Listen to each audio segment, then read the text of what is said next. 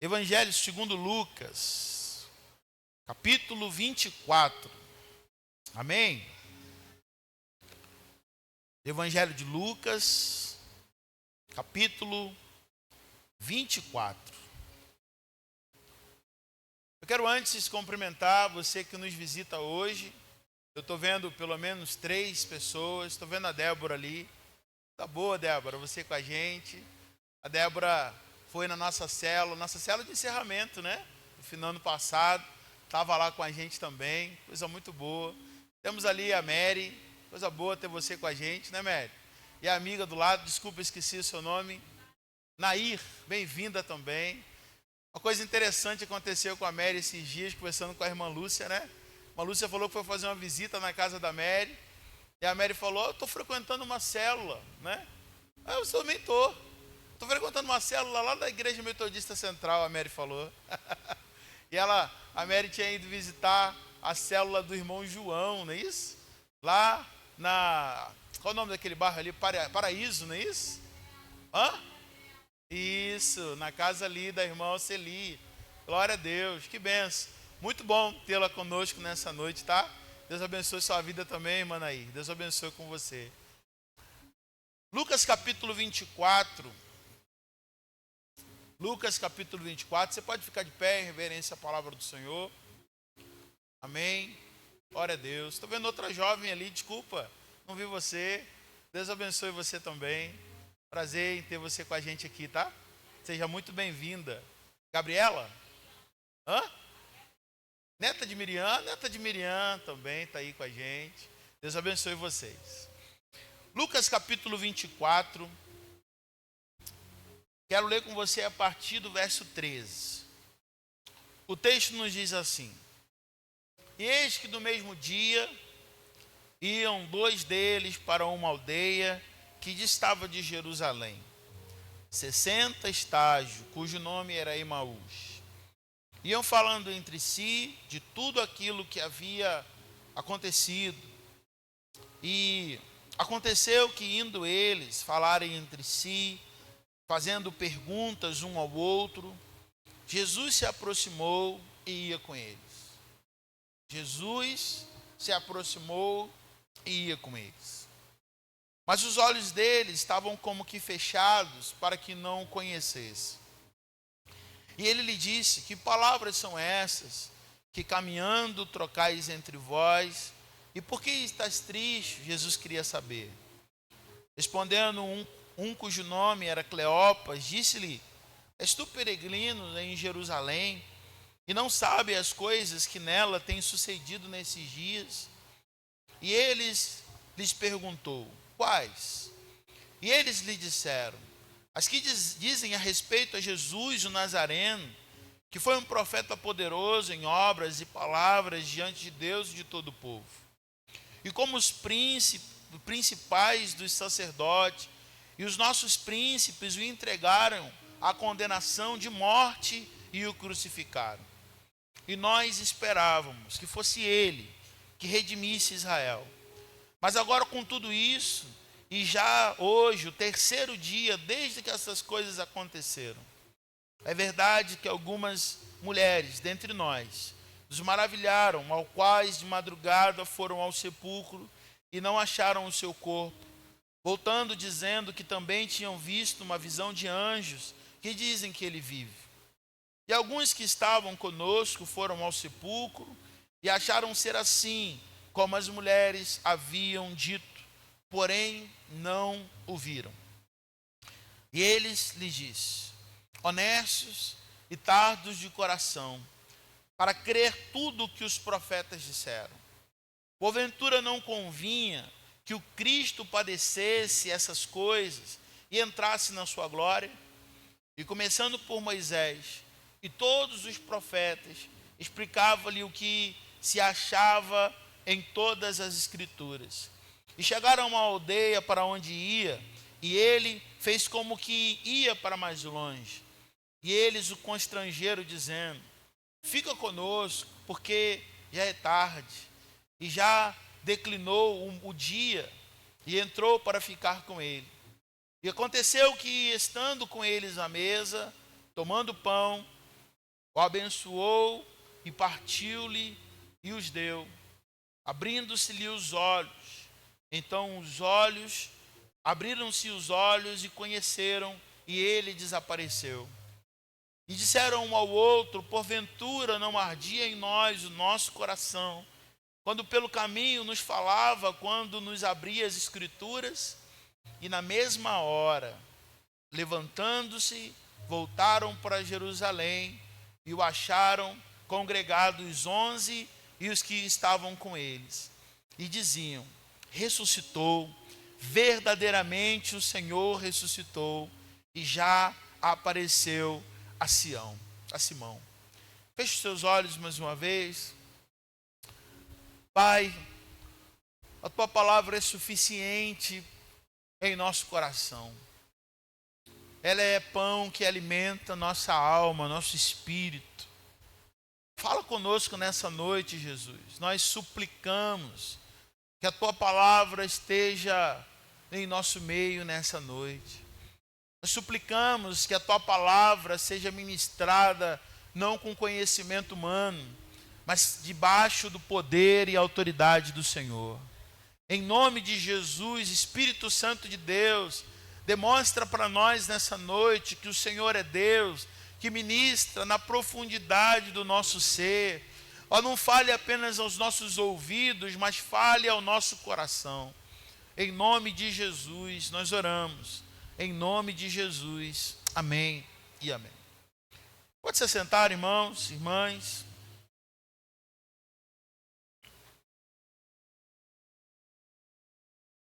Nós estamos numa série de mensagens que tem como tema fortalecer, né? Hoje de manhã nós pregamos, o tema da palavra de manhã foi fortalecidos, né? E nós estamos falando sobre esse tema. Deus, desde o início do ano, tem colocado esse tema no meu coração, a despeito da necessidade que nós estamos vivendo, um tempo muito difícil. A gente está lutando contra um desânimo. A gente está lutando, muitas vezes, contra uma preguiça espiritual, né?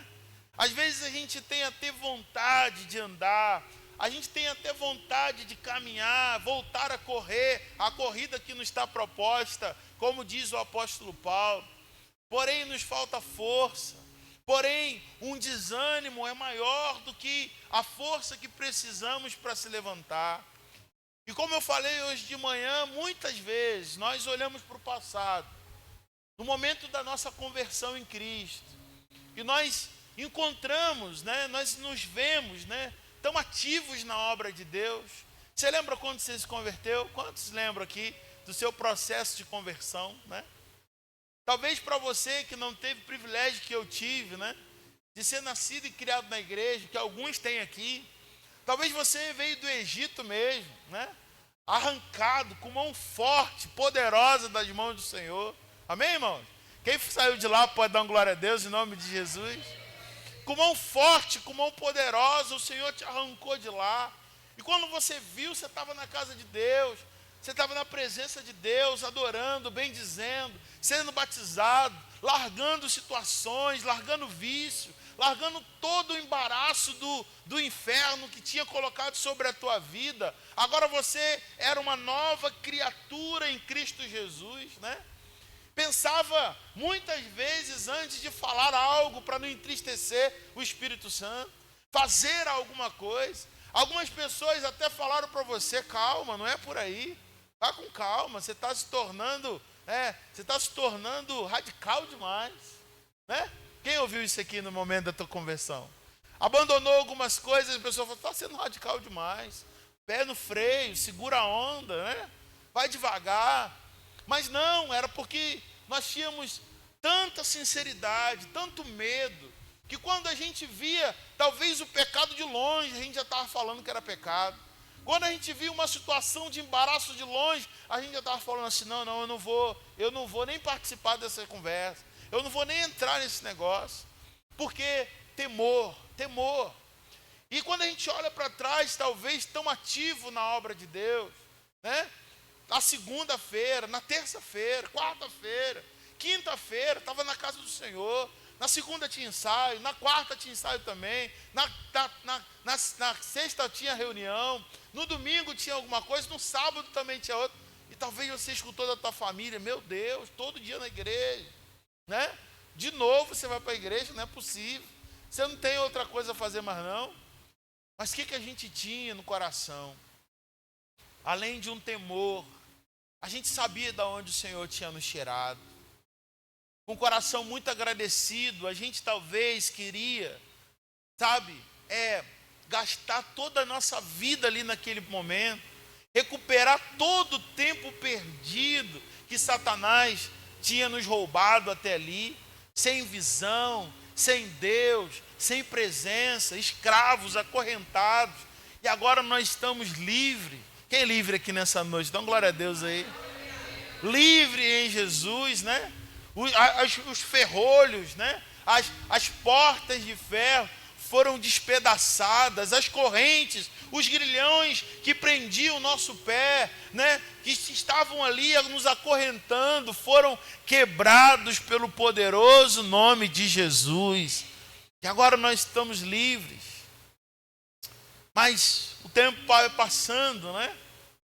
E muitas vezes é muito comum que essa paixão de outrora, esse momento inicial tão ímpar em nossa vida, seja deixado de lado.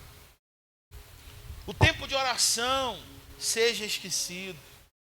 Ativo, cheio da presença, queria muito ser batizado no Espírito Santo, queria muito falar em línguas, queria muito ali, ser usado pelo Senhor. E a gente falou hoje um pouco sobre amanhã, né, de manhã, que duas coisas têm sido um instrumento tão complicado para a nossa caminhada. O pecado é uma delas. E a falta de tempo é a segunda coisa. O pecado que tem sido normalizado no nosso meio. Eu disse de manhã aqui, pecado continua sendo pecado. Diga comigo, pecado continua sendo pecado, irmão. Mentir continua sendo pecado. Falar palavrão continua sendo pecado. Trair a esposa, o marido, continua sendo pecado. Fazer sexo antes do casamento continua sendo pecado. E muitas vezes nós estamos, relativizando, dando desculpas, né? Não, Deus é misericordioso. E é mesmo. Se não fosse a misericórdia de Deus. Se não fosse a graça do Senhor sobre a nossa vida, nós não estaríamos aqui, não estaríamos de pé. Porém, quando nós relativizamos, e a igreja, em todo geral, não estou falando daqui, da nossa igreja, estou falando da igreja de Cristo, da noiva do Senhor, tem relativizado a vida de santidade, tem relativizado a manchar as suas vestes brancas, que nós recebemos naquele momento tão ímpar, tão poderoso. Muitas vezes nós estamos andando de roupa suja, nos manchando, deixando que as roupas vestes, né, as vestes brancas que um dia recebemos do Senhor, sejam manchadas por situações do dia a dia. E quando nós não entendemos isso, nós acabamos nos afastando tanto do Senhor. A gente vai entrar nesse processo de apostasia, de cansaço, de falta de força para prosseguir, para avançar. E tudo aquilo que foi conquistado, tudo aquilo que nós vivenciamos, como Ezequiel capítulo 47, que Deus pega o homem pela mão, e Deus nos pegou pela mão outrora, né? Pegou e conduziu a nossa vida, e quando a gente se deu conta, as águas elas tinham saído do tornozelo, e agora as águas já estão no joelho, e elas foram subindo, daqui a pouco já estava na cintura, daqui a pouco, e teve um momento que nós precisamos mergulhar, como nós cantamos aqui. No furioso oceano, nós precisamos então mergulhar ali, porque não dava mais para atravessar andando, como diz o texto. Mas é muito comum as águas estarem aqui, ou talvez a gente já estava mergulhado. E o pecado, ou a falta de tempo, ou a falta de prioridade, vai fazendo com que a gente retroceda. E conforme a gente vai retrocedendo, as águas que outrora estavam subindo, agora as águas elas vão descendo. E tantas coisas podem, sim, fazer com que a gente se esfrie na fé. Tantas situações, a gente sabe que a vida em comunidade tem os seus desafios. Sim ou não, irmão? Sim ou não? A vida em comunidade tem um desafio. A gente não vai encontrar igreja perfeita. A gente não vai encontrar, sabe, pastor perfeito. A gente não vai encontrar liderança, sabe, completamente perfeita, não. Precisamos ter isso no nosso coração, que o Senhor nos chamou para viver em comunidade, porém, o nosso alvo é Cristo, sempre será Cristo. Porque quando a gente se perde nisso, né? E eu aprendi isso muito cedo, graças a Deus, que a minha fé não podia estar em homem. Quando eu tive com 12 anos o meu batismo negado, né? Falei, meu Deus, que história é essa? O homem não vai me batizar? Que história é essa? Só porque eu sou levado? Só porque eu faço arte? Senhor, tu conhece meu coração. Eu te entrego a minha vida, eu te entrego o meu coração. Quando for da vontade dele me batizar, que ele me batize, mas da tua presença eu não vou sair. Glória a Deus. Só que tantas vezes a gente vê pessoas que chateiam aqui, se decepcionam ali. Irmãos, em algum momento, em 2 anos que eu estou aqui, eu tenho certeza que eu já te decepcionei algumas vezes. E se você está aqui, glória a Deus por isso. Significa que você tem uma fé madura o suficiente para não colocar a tua expectativa em mim. Amém? Glória a Deus. Se você está chegando, em algum momento eu vou te decepcionar. Porque a nossa fé não pode estar em homem, a nossa fé está no Senhor. Então, quando nós entendemos isso, situações, talvez você começou tão bem, mas alguém se levantou, alguém puxou teu tapete, alguém te traiu. E você, irmãos, nós cantamos nessa noite, Senhor, o seu nome é maior do que todas as coisas. O seu nome é mais forte do que isso. O nome do Senhor é mais forte que traição, luta, dificuldade, qualquer coisa que você tenha enfrentado na presença de Deus. A palavra do Senhor nos ensina, e nós falamos um pouco sobre isso de manhã, que além do pecado, que correria doida que nós estamos vivendo. Mas a gente tem olhado e não falta tempo. Eu falei sobre de manhã, que falta tempo para a gente vir na igreja. Falta tempo para a gente adorar o Senhor. Falta tempo para separar um tempo na semana para estar num grupo pequeno. Porque a gente está sempre correndo, falta tempo. Eu disse de manhã que a gente que é mais antigo no Evangelho, né? A gente vinha para a igreja de manhã, vinha de noite, todos os dias. Não tinha esse negócio de vir no culto de ceia apenas. Não tinha esse negócio de vir esporadicamente, vai um domingo, 3 falta. Não tinha isso. Por quê? Porque o nosso coração, né, foi ensinado, doutrinado, que o domingo era dia santo, domingo era dia do Senhor. Então a gente já deixava o domingo preparado. Domingo era dia do Senhor. Qualquer domingo, qualquer coisa que aparecesse no domingo, estava fora de ordem. Porque o domingo era do Senhor. E a gente tem pensado que nessa mudança de sociedade, a gente vive tempos desafiadores mesmo, corre tudo. O problema é quando a gente acha que o domingo é o dia para a gente resolver o que não deu tempo para resolver durante a semana. Não, domingo eu vou lavar a roupa que está demais. Não é assim? Não, domingo, toda a roupa que eu não consegui lavar durante a semana, eu deixo para o domingo. Toda a louça que eu não lavei durante a semana, domingo. A faxina que eu não dei durante a semana, domingo. O passeio que eu não dei com a família durante a semana, domingo. Eu e você temos que ter no nosso coração. Não lavei o carro, domingo. Não consertei, domingo. Precisamos ter no nosso coração, meu irmão. O Senhor separou um dia para que seja dele. Um amém, ó. O Senhor separou um dia para ele. Pastor, mas não dá tempo. Ah, querido. A palavra de Deus diz que Deus fez todas as coisas No sexto dia, no sétimo dia, o Senhor descansou. E quando o Senhor ensinou isso às gerações, o Senhor estava falando, olha, tem um dia que é dedicado ao teu descanso. Tem um dia que seja dedicado para você me adorar. Um dia que seja dedicado para você buscar a minha presença. Eu falei hoje pela manhã que essa coisa, às vezes, estar esporadicamente, na vontade, assim, do jeito, na vontade de Deus é novo, né? Porque isso não é a palavra, isso não. Deus precisa ser prioridade, voltar a ser prioridade da nossa vida. Por que quando nós nos convertemos tinha tempo e hoje não tem? Será que o relógio mudou ou as nossas intenções mudaram? O que aconteceu?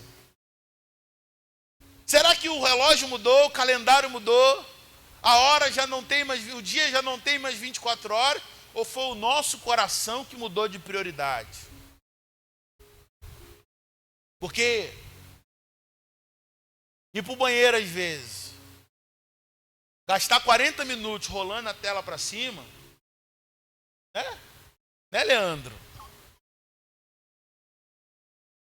A gente acha tempo, sim ou não?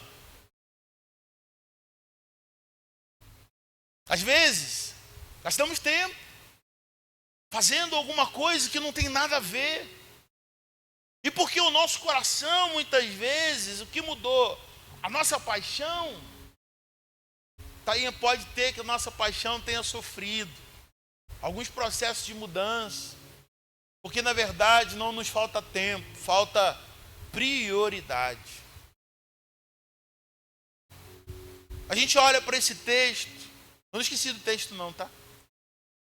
O texto é muito especial porque o texto fala de dois homens que estão com o seu coração tão fechado. Dois homens que estão vivendo um tempo de tanta frieza espiritual. E talvez se a gente olhar e considerar, eles têm razão. O que eles viram é tão difícil suportar. Mas eles estão indo por um caminho muito perigoso. Eles estão indo por uma estrada que, se não fosse a misericórdia de Deus, não teria volta. E muita gente, a palavra que Deus tem colocado e coloca no meu coração nessa noite para o teu coração é: cuidado, que pode ser que a estrada que você esteja caminhando seja uma estrada sem volta, se não for misericórdia do Senhor. Esses homens, eles estão machucados pela vida, eles depositaram muita esperança em Jesus. O texto fala do momento, do dia depois que Jesus foi crucificado. A gente está falando de dois discípulos do Senhor, dois homens que também um dia foram alcançados pela graça de Deus, dois homens que um dia o Senhor também derramou sobre eles uma comissão: ide por todo mundo, pregai o evangelho a toda criatura. Mas a ordem do Senhor é: permaneçam em Jerusalém, até que do alto vocês sejam revestidos de poder. Não saia de Jerusalém. Não volte para qualquer outro lugar. Permaneça em Jerusalém. Mas pastor, mas Jesus, Jerusalém é lugar de perseguição. Permaneça em Jerusalém. Mas é lugar de dor. Permaneça em Jerusalém. Mas é lugar de traição. Permaneça em Jerusalém. E tem muita gente saindo de Jerusalém por muito pouco. Tem muita gente saindo de Jerusalém, por quê? Porque o outro pisou no pé, porque o outro não deu bom dia, porque o outro fez uma coisa. Precisamos amadurecer a nossa fé, e não muito mais do que amadurecer, precisamos, em nome de Jesus, pedir ao Senhor: Senhor, me dá força para permanecer, porque às vezes a gente precisa de força para permanecer em Jerusalém. A palavra vai dizer que Deus falou, o Senhor Jesus falou para esses homens: permaneçam, porque eu vou revestir você de poder, sabe? Eles viram o Senhor sendo crucificado, sendo morto, fizeram tanta maldade com o Senhor, Eles viram quando Jesus está ali nos seus últimos suspiros, pede um pouco de água na cruz, e os soldados então molham uma esponja de vinagre, colocam na boca de Jesus. Eles viram isso tudo. Eles viram quando um dos soldados pega uma lança e perfura a costela de Jesus, e sai água daquela costela. Eles viram todo o sofrimento, toda a cusparada, todo o xingamento que Jesus recebeu. E eles estão dizendo: eu não vou permanecer em Jerusalém. E esses discípulos estão voltando para Emaús. Como eu falei de Ezequiel 47, estão retrocedendo. Estão permitindo que as águas, ao invés de subirem, as águas agora estão descendo. Mas Deus é tão misericordioso. É por isso que eu digo aqui, irmão, cuidado com o caminho, sabe, que você está trilhando. Eu falo isso para o meu coração. Falo isso para o teu coração porque é um alerta de Deus para a nossa vida nesse tempo. É um alerta para o teu coração nesse tempo. Cuidado, porque pode ser um caminho sem volta. Quando eu digo de um caminho sem volta, é porque se não fosse a intervenção de Deus, e eu oro nessa noite para que o Senhor intervenha sobre a minha vida e a sua vida, e se coloque nesse caminho para que a gente não se perca. O Senhor estava ali, eles estavam andando, voltando para Emaús, mas o Senhor mandou eles permanecerem em Jerusalém, mas eles estão achando que Emaús é um lugar seguro. Emaús é um lugar de retrocesso. Emaús é um lugar de comodidade. Emaús é um lugar onde eu não preciso me esforçar tanto para estar. Emaús é um lugar comum. Só que Deus não morreu na cruz do Calvário para você viver uma vida comum. Ele te chama para viver o sobrenatural, o extraordinário, o maravilhoso. O Emaús é um retrocesso. Eles estão fazendo assim, nada de pecado. Eles não estão fazendo aparentemente nada de errado. Porém, o Senhor Jesus sabe que eles vão retroceder. Porque uma hora a gente sai de Jerusalém. E não se engane você, num período muito curto, você não está nem em Jerusalém, nem em Emaús. Infelizmente você voltou para o Egito. Sabia? Não vou permanecer em Emaús, não. Eu vou adorar em Emaús. Eu não vou permanecer em Jerusalém, não. Eu vou adorar em Emaús. Eu vou adorar na minha casa. Vai dar ruim. Emaús não é teu lugar. A gente tem que tomar muito cuidado, porque de Emaús para o Egito é um passo. Quantas e quantas pessoas eu já conversei, quantas e quantas pessoas eu já aconselhei, dizendo: não sai de Jerusalém. Permaneça em Jerusalém. Caminha com a tua família em Jerusalém. Ande em Jerusalém. Não quero mais. Estou aborrecido. Ô irmão, permanece em Jerusalém. Jerusalém tem lá das suas dificuldades, mas é o lugar onde nós somos cheios da presença de Deus. Irmão, o Salmo 133 está dizendo o seguinte: ó, quão bom e suave que os irmãos vivam em união. É como óleo que desce na cabeça até a barba de Arão, o texto diz. E ali diz o texto: e ali o Senhor ordena a sua bênção para sempre. Irmão, quando você está em Jerusalém, quando você está na casa de Deus, o Senhor está derramando a bênção dele sobre a tua vida. Quando você está na congregação, quando você está no ambiente, por mais desafiador que seja, a presença do Senhor, ela se manifesta de uma forma muito mais fácil, muito mais rápida, muito mais presente. Por quê? Porque é uma promessa poderosa: onde estiverem 2 ou 3 no meu nome, ali eu estarei presente, diz o Senhor. Não se engane que o caminho de Emaús para o Egito é um passo. Paulo alerta a uma determinada igreja: olha, estou vendo que vocês não estão congregando. Estou vendo que vocês estão adorando de casa. Às vezes eu olho, sei que O pessoal da equipe da mídia faz um trabalho maravilhoso, né?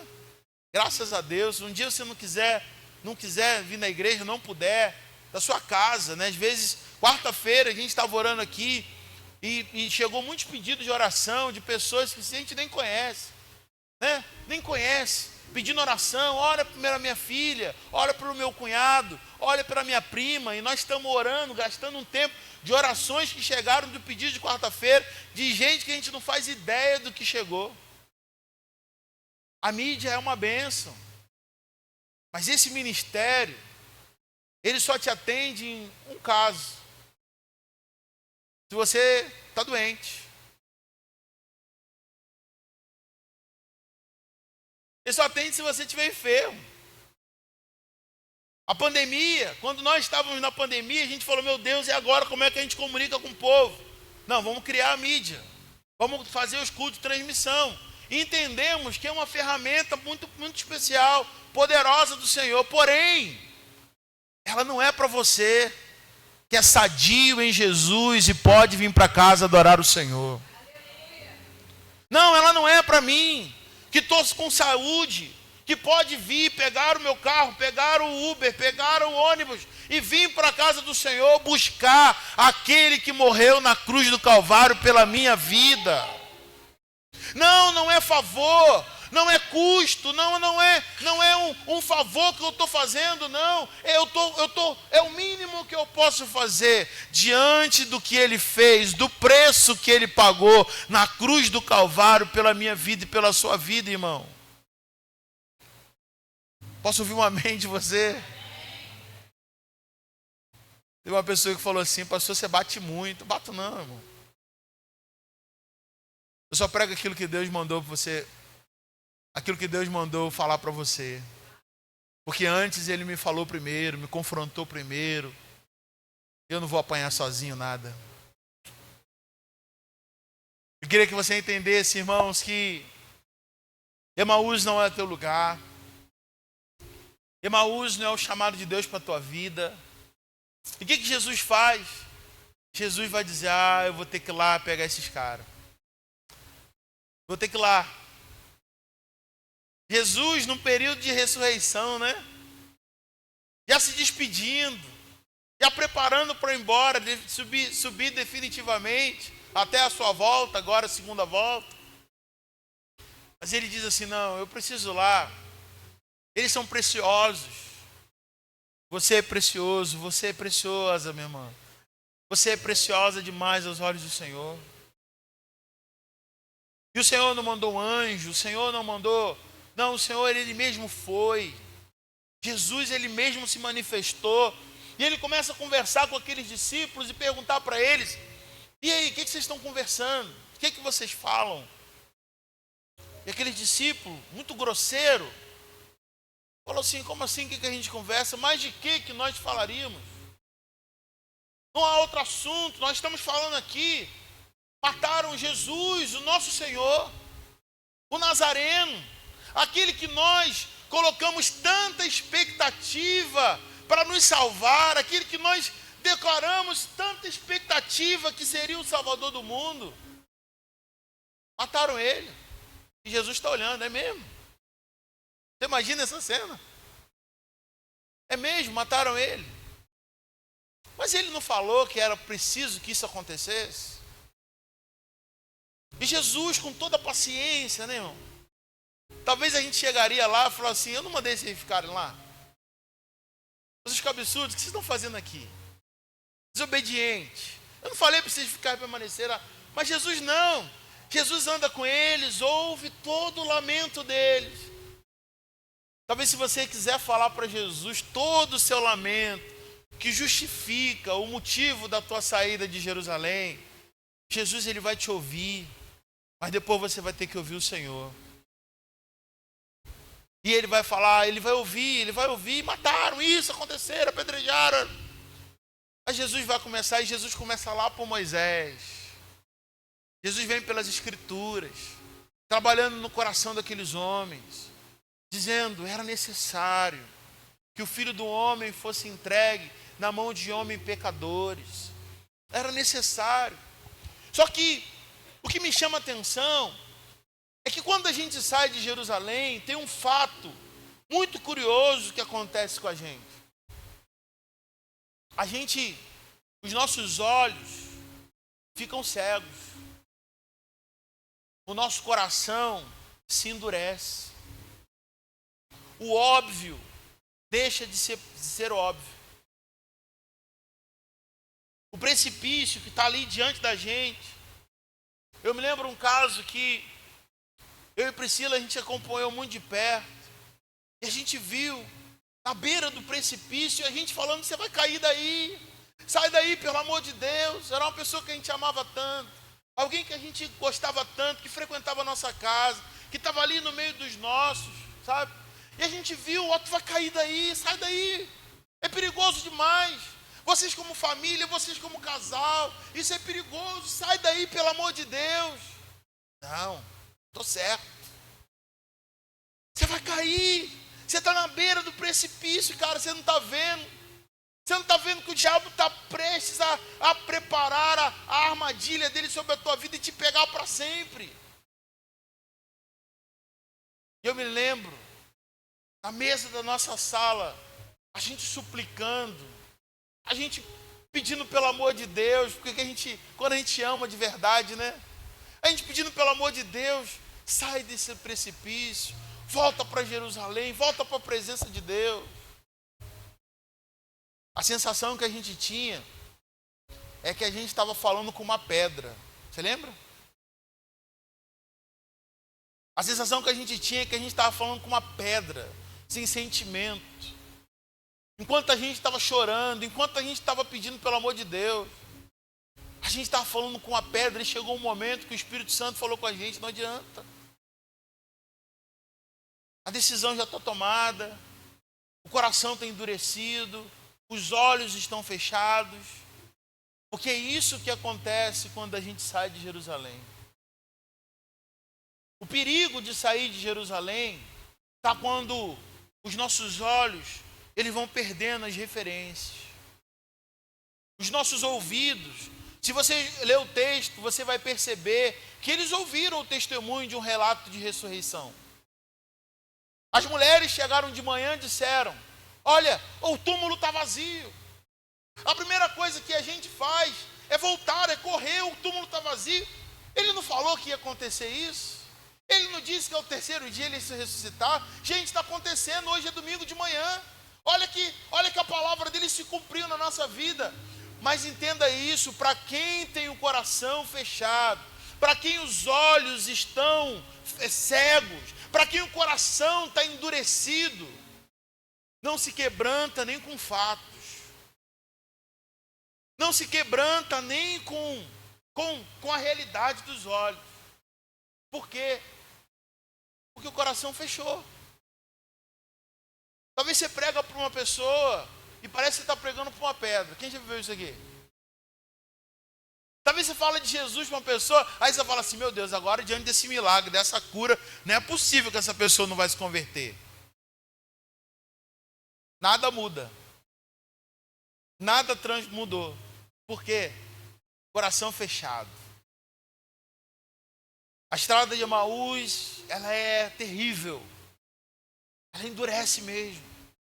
A estrada de Emaús, ela traga a gente, ela pega a gente e coloca uma tristeza tão profunda no coração que nada alegra o nosso coração. E Jesus está perguntando para esses discípulos, por que vocês estão tão tristes? Mas é por isso que a palavra de Deus é maravilhosa, porque chega um momento que Jesus, eles chegam em casa. Eles abrem a porta e Jesus se despede deles. Como se Jesus fosse continuar andando. E toda vez que eu leio esse texto, eu lembro da irmã Maria da Glória, mãe do pastor Nelson. Ela era mulher de oração e ela cantava um hino que ela falava, fica conosco, nosso amado e bom Jesus. Toda vez que ela ia pregar, fica conosco pelo seu imenso amor, como os discípulos lhe pediam no caminho de Emaús. Fica conosco, nosso amado e bom Jesus. Toda vez que eu leio esse texto, eu lembro da irmã Maria da Glória. Toda vez. Porque esse texto fala que esses discípulos, eles clamam, dizendo, não vai embora não. Eles não sabem que é Jesus ainda, mas eles estão dizendo, alguma coisa está mexendo aqui. A palavra que Jesus falou para eles está queimando. E a palavra, a presença de Jesus, ela é satisfatória. A presença de Jesus, ela é agradável, ela é boa. Eles não querem perder aquilo, mesmo sem saber que é Jesus. E eles estão dizendo, fica conosco, fica aqui, entra. Já é tarde, perigoso você continuar andando pelo caminho. E a palavra de Jesus vai dizer que eles servem a mesa para o Senhor, colocam pão para Jesus poder comer.